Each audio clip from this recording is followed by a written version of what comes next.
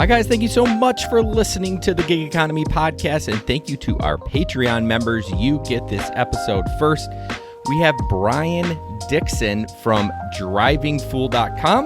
You can follow him at Twitter at drivingfool.com. He wrote a book about all his stories and, his adventures. He's had, I can't remember what he said, but he's had a ton of rides. And it was just really interesting to read his book. If you go to drivingfool.com, you can read some of the sample stories there. You can buy the book on Amazon. Search for Rear View Mirror, True Stories of Unusual Rides and Crazy Passengers from a Late Night Uber Driver. It was a good read. It was a fun read. It was a short read. I encourage you to check it out. So that's Amazon, or go to drivingfool.com. Also, I will put the links in the show notes. All right, guys, enjoy the interview. Well, Brian, thank you for joining us tonight. We're just going to get right into it. So I did not read all your book. I will let you know that. I'm just going to be honest. I'm an honest kind of guy. I read some of the I read some of the stories. Jesper read some of the stories, and I read the sample because you wouldn't give me the book. That's right. Yeah, No, all right.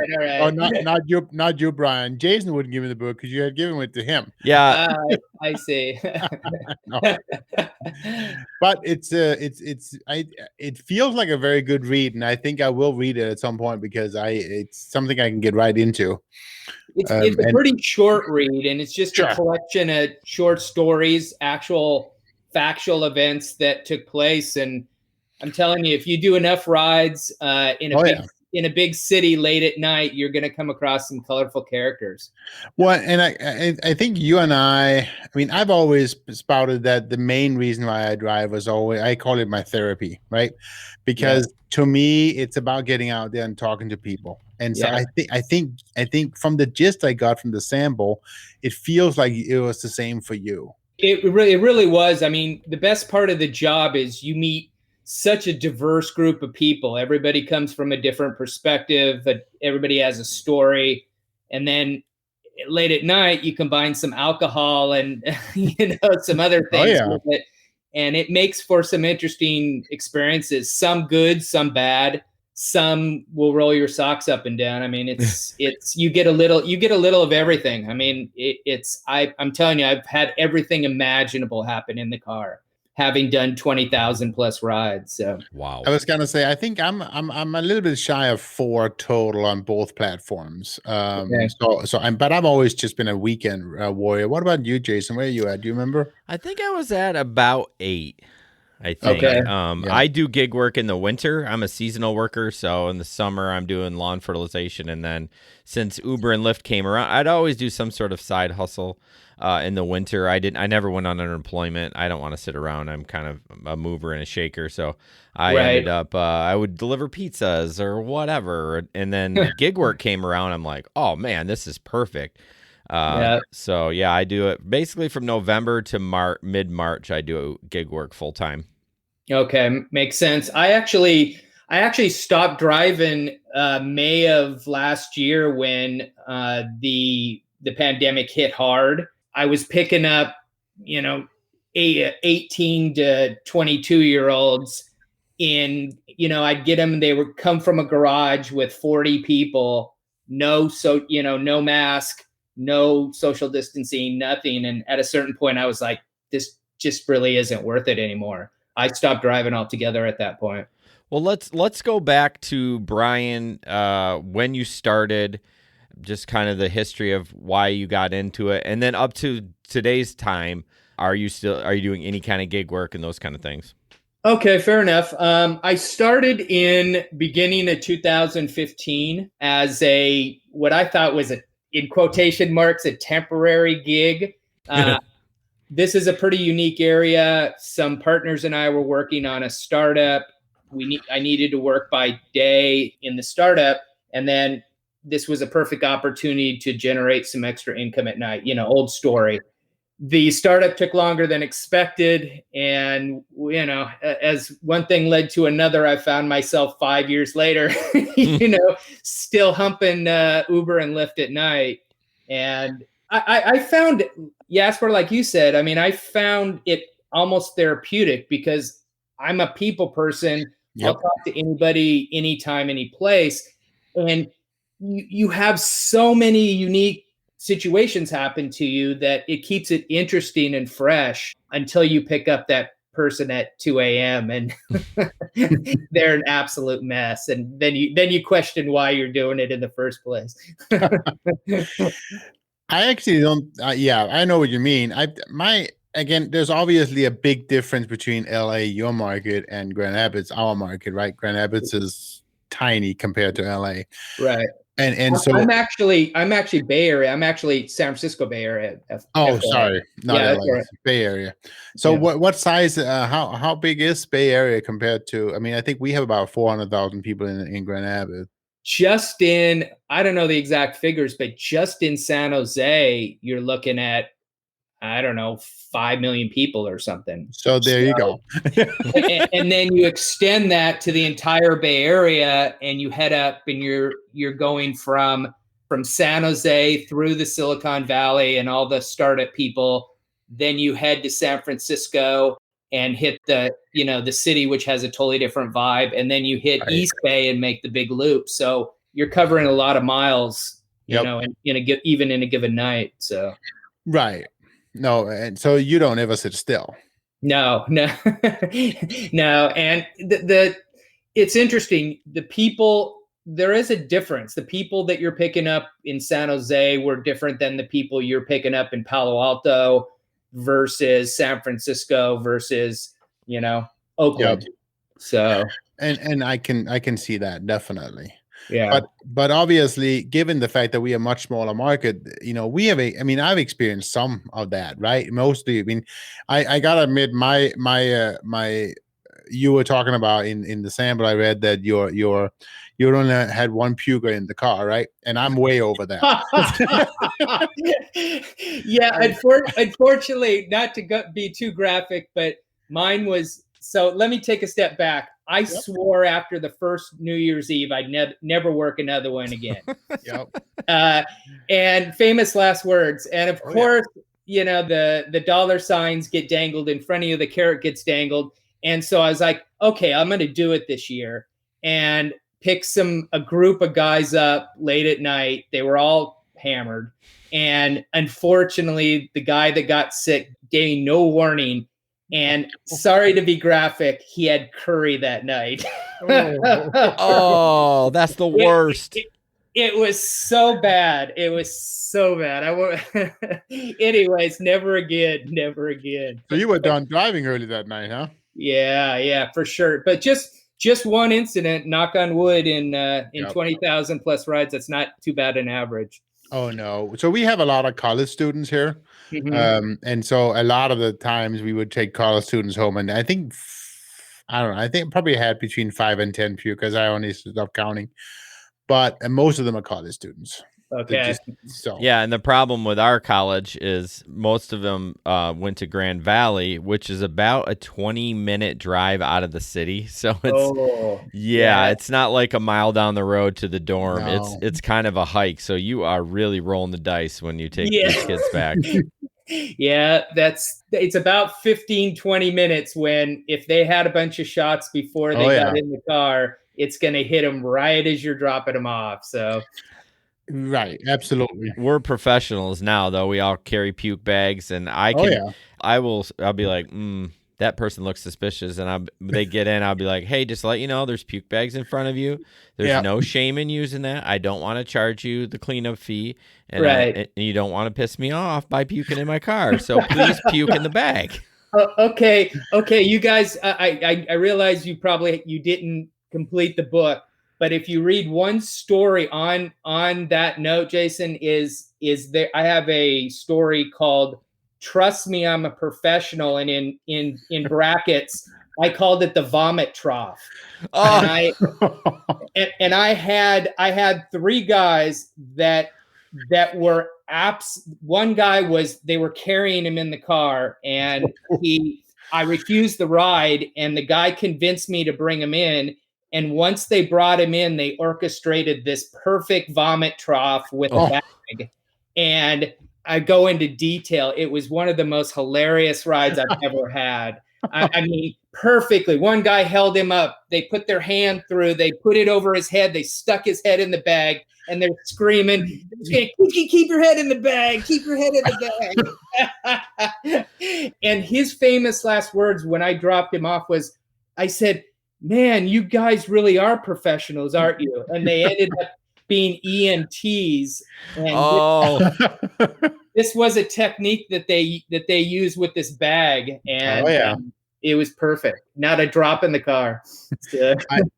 It's always hilarious when you get that the team members of the really drunk person, they're like, "Oh no, this is my Uber. You are not puking in this car. Like we are gonna make this work."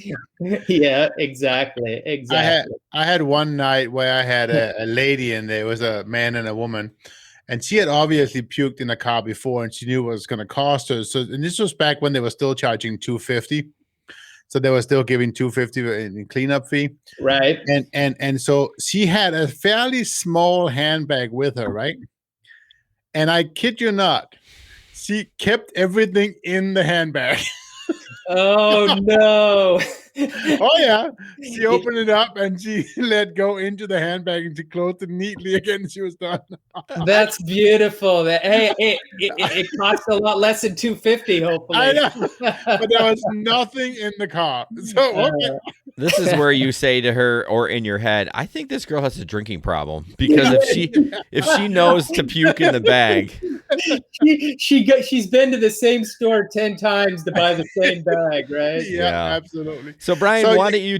Sorry, Jesper, go ahead. No, I was just gonna say, going back into, I before we stop tonight, obviously we're not stopping yet, Brian, but I need to hear the ending of the Dawn and Francine story, because I want to just read the rest of it. The which story? The first story in the book, the Dawn and Francine, this loud couple who got into the car. Oh, the ones that made me sing with them? Yeah, that one. Okay, all right. Okay, so there's a posh retail establishment in San Jose called Santana Row. Okay. And it has restaurants and clubs and retail. You can even buy a Tesla there if you really want to. Oh. And so I picked this couple up, and I'm in my 50s. So they got in and they were about the same age. Yep. And they were having a grand time. Now they were buzzed, but they weren't hammered. Let's put it that way. Yep. And they get in, and right immediately I liked them, and they're like, "Hey Brian, how you doing?" I'm like, "Hey," and I really liked the vibe. I said, "Hey, I'm great, guys. How you doing?" And they said, "Can you turn on some music?" And I'm like, "Yeah, of course. What do you want to hear?" And they said, "We want to hear some rock." And I said, "Oh, okay." So I didn't know if they were talking about soft rock or indie rock or hard rock, but I grew up with I'm a classic rock guy, so. Yep. I grew up with that, and I said, okay, fine. So I'm going through the channels, and we hit like the first channel, and it was like Journey, and she liked it and he didn't. And we hit another one, and it was too hard. And finally we hit a station, and it was AC/DC. And of course, the one, You Shook Me All Night Long. Oh yeah. And they start singing it, and I'm talking not without unabashed screaming at the top of their lungs. They say, "Roll down the windows," and I rolled down the windows, and they both put their hands on my shoulders while I'm driving, and they go, "Brian, you gotta sing with us." And I'm like, okay, I guess I'll do it. And of course I didn't care. So here we are, 3 old geezers driving down the road, cranking AC/DC and singing out loud as we can. It was a fun time. Luckily, you didn't pass the cop, huh? Yeah. I think we would have probably got pulled over if that was the case. Yeah, 2 points from that. 1, did they tip you good? 2, how dare he not like Journey? How dare he? Yeah, I think he was looking for something a little more animated, but totally get that. If passengers want you to get involved, whether it be a couple or a group of girls that want some kind of pop, I mean, I'm more than happy to accommodate, because it makes the ride more fun, right? Oh yeah. We have a saying here that Jason, he will always say, "No, do not touch the radio." I'm kind of like a dick when I drive. I mean, Right. I'm fine if you ask, but I always hate people that like just grab the radio. Like, Yeah. dude, this is not your hotel room where it's private and, Yeah. the guy that owns the hotel isn't sitting in the room. You know what I mean? Like, Yeah. I'm in the car. If you ask to use the radio, like, hey, can you turn some tunes on? Like your couple did. They asked you, could you find some? I would Right. totally do that. I just don't like the passengers that, basically start messing with my car. You know what I mean? It's like, this is my car, bro. This is my car. Well, on that note, I'll have to confess, when people would ask, "Do you have an aux cord?" And I'm probably not the only one that did this, but I had one. But my answer to that was no, sorry, it's not working right now. Me too. Absolutely. I got to the point, Brian, that I have a Verizon here, and I got a Verizon Wi-Fi in the car, and I hooked up a tablet to it, and I just gave them the tablet. They could pick their own music. Oh, that's a great idea. And it actually loved, and because it was all college students, they would love that stuff. But then I don't have to try and find a channel or whatever they can listen to. They can just find their own stuff. I didn't get a lot of tips out of that, though. It didn't work that well. I don't know what your guys' policy was on supplies like candy and water, but I did a beta test for about 3 months here and actually kept track of tips, fully stocked versus non-fully, nothing. And there wasn't a difference, at least in my experience. And guess what happened? Yeah. No, I've heard the same thing from other people, that it just really doesn't move the needle at all. I think if people are going to tip, they're going to tip. I mean, a bottle of water or a mint really isn't going to move the needle, but you connecting with them, singing AC/DC, that will move the needle way more than whatever accessory you have in the car. Absolutely. I couldn't agree with you more. So that sounds like one of your best stories. Is there one that just, other than the puke trough, which I definitely need to go read, right? What is there anyone in there that you're just like, either it was just a horrible ride and it made you question humanity and driving again? Absolutely. So I am almost hesitant about telling you this story. It's in the book. It affected me personally. In fact, to be totally honest with you, it made me cry. No. I met a man, a middle-aged Hispanic man, on arguably the second worst night of his entire life. It involved his deceased daughter, teenage daughter. It was Christmas Eve, and he had a few cocktails, and the poor man fully broke down in my car. I mean, I'm talking about like to have a grown man sobbing in your car. It was the most emotional ride I've ever had, and made me realize, one, I'm extremely fortunate because I have two wonderful, they're now teens, but teenage kids. But it also made you realize that life is fragile and that things that you take for granted can go away pretty quickly. But it affected me so much that I stopped driving after I dropped him off and immediately called my kids. And I was so effusive in my telling them how much I love them and I appreciated them. They probably thought I was on drugs or something. Right. But yeah, I mean, I've had situations like that. And then you have situations where I've had two different people actually smoke crack in the back of my car. Jeez.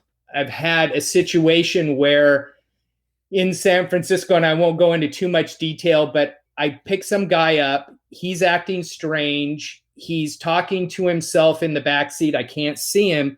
And I get a text on my app that says, "Hey, you picked up the wrong passenger. The passenger that you picked up was waving his hands and has a knife." Whoa.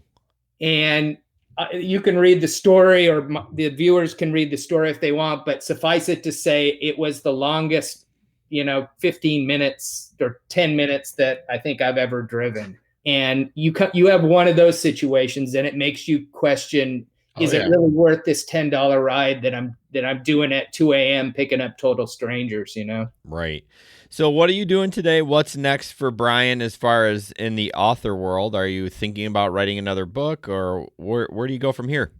Well, I transitioned, so not driving anymore. I transitioned to the fitness world because I was kind of doing that, pretty seriously anyway. So now I have an online fitness community called Silver Athlete, where I teach 40 to 60-year-old beginner athletes how to go from couch to healthy in 4 months with no gym and no weights. And it's all online. So I'm doing that. But to your point, Jason, I mean, I've got another 25 to 30 stories that I could easily convert to another book. It's just a huge time commitment. You know what I mean? Yeah. Sure. I can imagine. And it's expensive. I mean, without going to too much detail, you've got editing costs and book cover, book design costs and proofreading costs. So you've got to kind of jump both feet into it. But will there be a second rearview mirror? Yeah, probably. Probably down the line. But right now I'm just focusing on really trying to help people get healthy, especially because a lot of people got out of shape during COVID. So what a great opportunity to get back into the gig world, though, because, there's a lot of people that sit in their butts all day and eat McDonald's, and they're not taking care of their health, and they're just driving around. Yeah, it's a great point. That's another benefit. Jasper, you mentioned earlier about meeting the people, about being the best part.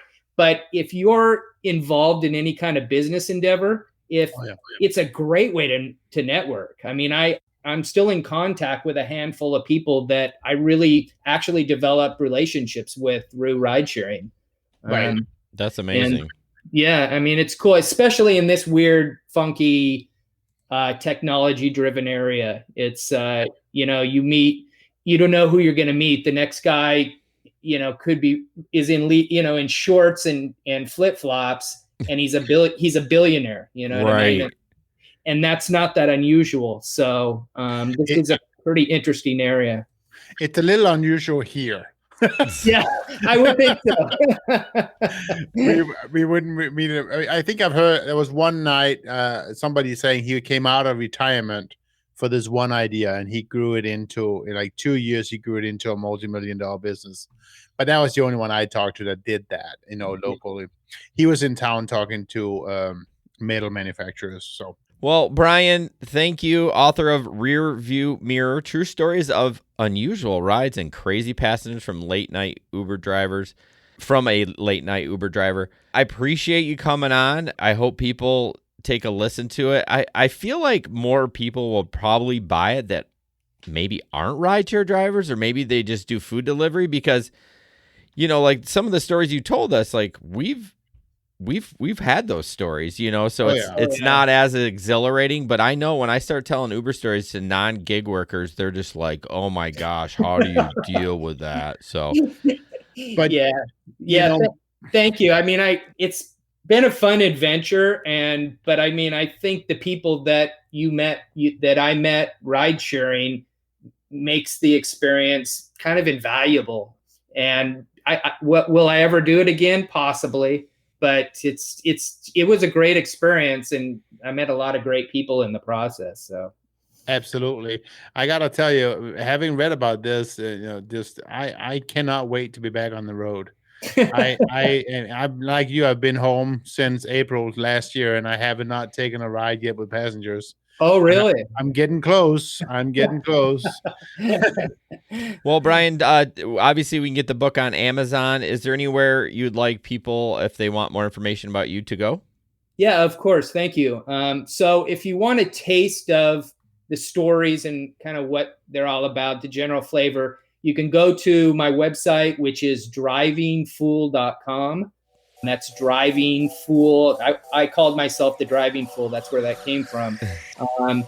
And you can read a few of the stories there. The book is available on Amazon in both Kindle format and paperback. And then if you're out of shape and you need some guidance and a video-based course, if you're a beginner, you can reach me at brian@silverathlete.net. Awesome. Well, we appreciate the time, Brian.